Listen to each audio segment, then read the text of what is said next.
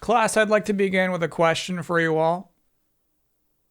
Would you rather open your stepfather's underwear drawer? Or would you rather open an Overwatch 2 loot box? Stop shouting both.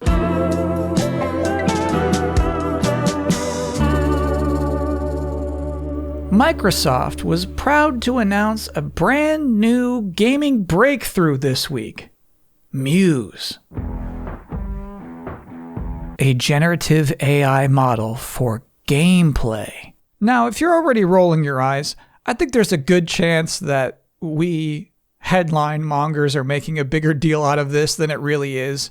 It's not as embarrassing as, the Fair Games masks. But I should also warn you that what you're about to see may be disturbingly blubbery.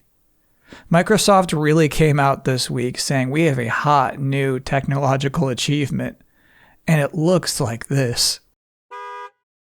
Which is maybe, I guess, at least honest. When you think back on the BSiest Xbox presentations of all time, you gotta plug your nose. It's stinky baloney. I love it. What were they thinking? But also, why were people clapping for it? And even look inside. So in all fairness, I'm not sure this week's more straightforward presentation was designed for the broader Xbox audience. I'm not even sure I'm supposed to make a video about this.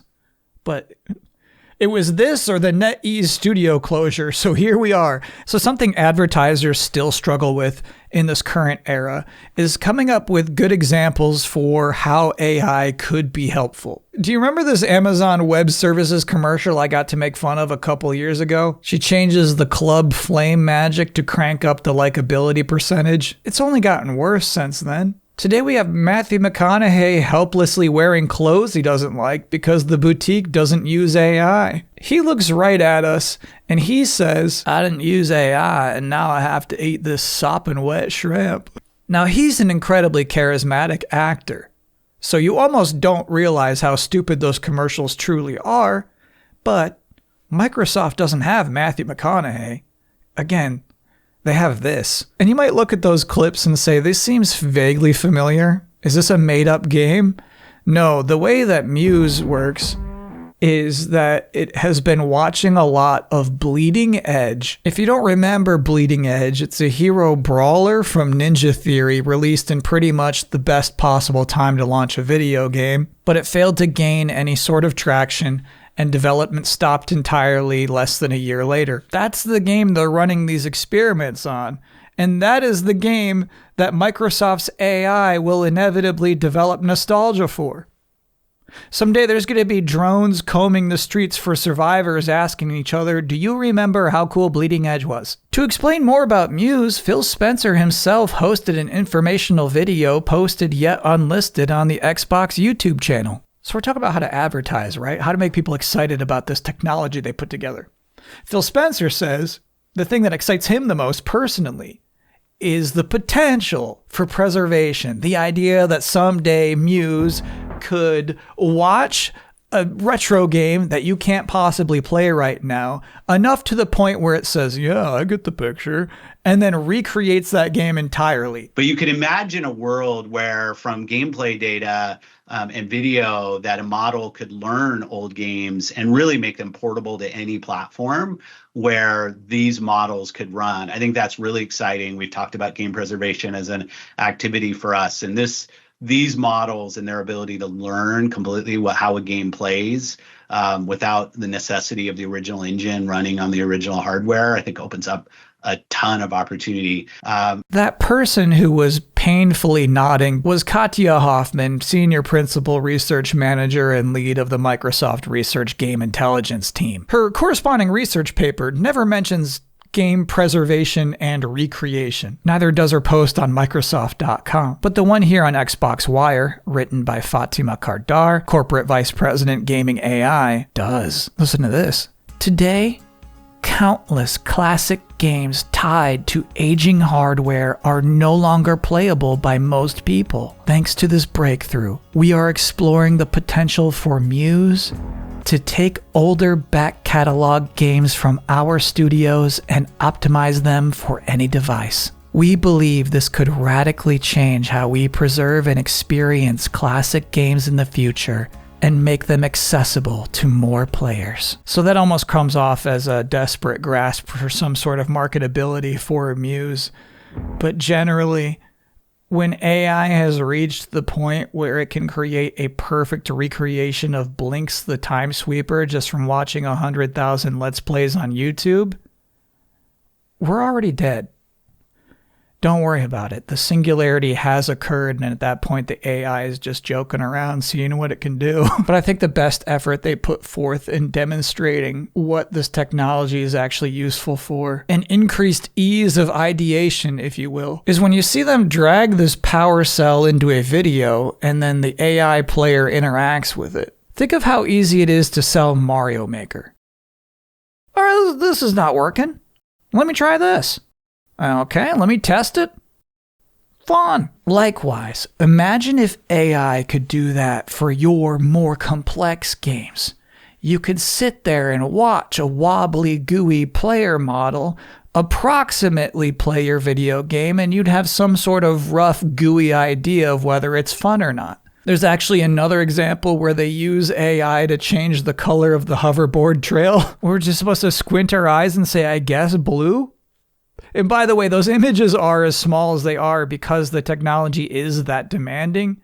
If you want 1080p, it's going to impact the energy bill. So I'm sure this is technically impressive from an AI research standpoint, but it is absolutely so far removed from anything that seems practically useful. But don't take my word for it. Wired had the chance to interview some actual game designers about the demonstration, and this one really ties it all up for me. Another developer who asked to remain anonymous because they fear professional repercussions from speaking out against Muse seconded this sentiment. It is gross that I feel I have to be anonymous because with the state of the game industry, I also still need to beg them for money for a Game Pass deal. And attaching my name could reduce my chances, they say.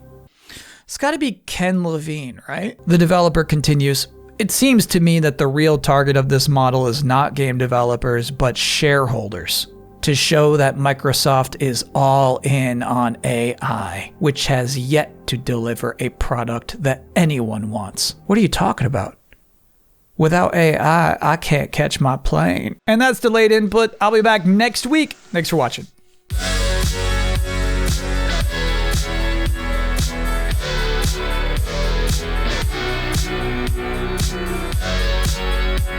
So another thing I wanted to talk about this week was a really fun, I think, interesting teaser for a video game announcement that happened inside of a video game this week. Call of Duty Black Ops 6 had 2 new maps added this week, and in one of them, a teaser for a new Tony Hawk game apparently happening on March 4th, 2025. It's highly likely that would be the announcement of Tony Hawk 3+4 on 3/4/2025. So I think that's cool. That's fun. That's like a fun thing. We can celebrate fun things. You're hiding a teaser into a new map that is a skate park, by the way. So relevant map, but totally irrelevant video game. To me, that's part of the whole appeal of what a live service can be, the fun you can have in that space. Here's what I do wish, though. I do wish that the discovery of it could have been a little more organic, I guess. Every article I've seen on it loops back to this one tweet from Charlie Intel, who is a generally spot-on Call of Duty specific rumor meister. The weird thing about this image is that, to me, it's clearly a promotional screenshot. That's not what it looks like in-game, or not even what you would do if you were in photo mode. You know, it's PR screenshotty. It's got the exaggerated perspective, tilted a little. It's an artful screenshot, and maybe Charlie Intel took that screenshot at some point somehow. But to me, I think it would have been, when I say organic, I think it'd be cooler if the screenshot that everybody was going back to was just, some streamer who found it. A blurry screenshot. Instead, we have this seemingly approved image. It's a more dynamic screenshot, I'll give it that. And also, I think nobody else really cares about this. But lastly, I would like to draw your attention to those Teenage Mutant Ninja Turtles you may have caught a glimpse of earlier. Now, they're no strangers to crossovers at this point. But one thing I think is truly special about this franchise still today is how they're able to juggle so many different aesthetics all at the same time. They're all viable. And I'm not just talking about crossovers, just in Turtles games recently released. Shredder's Revenge Turtles are different from Splinter and Time Turtles, who are different from Wrath of the Mutants Turtles, who are different from Mutants Unleashed Turtles. And yet they're all distinctly the Ninja Turtles. What I find so funny about the Call of Duty Ninja Turtles is that, yeah, they're built like trucks. Diesel 18-wheelers. Parents, if your teens are that jacked up, they're probably doping. Talk to them.